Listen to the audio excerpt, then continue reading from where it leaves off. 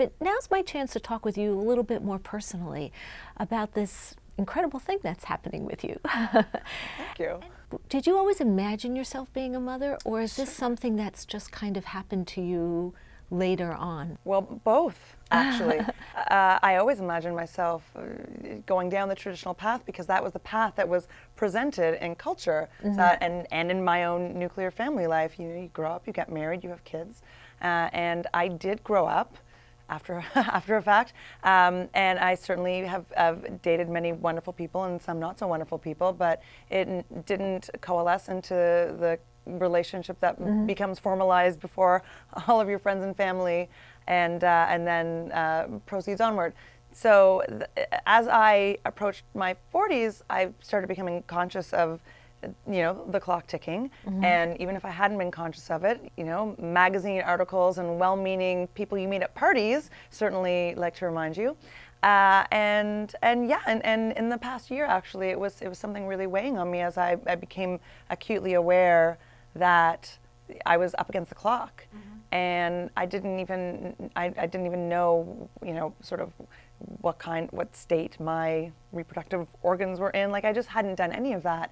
And I started investigating, and this happened. It was an unplanned, unexpected pregnancy. Happened the old-fashioned way, but it was certainly not unwelcome to me.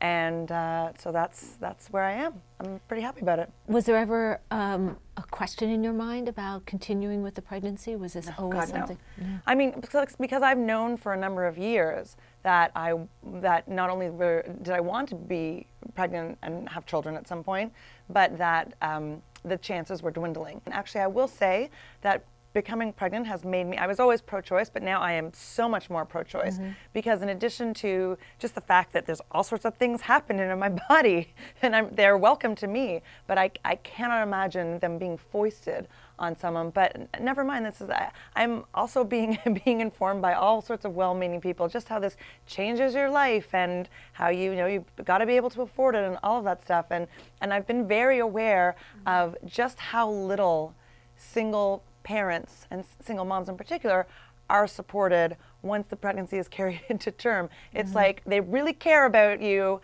when you're pregnant because of the the fetus, but as soon as it's a live birth, it's like fend for yourself. So I'm very, very conscious of the fact that this is something I have chosen, and it's a welcome pregnancy. I remember having the same feeling. I think the Webster decision came down when I was pregnant with one of my children.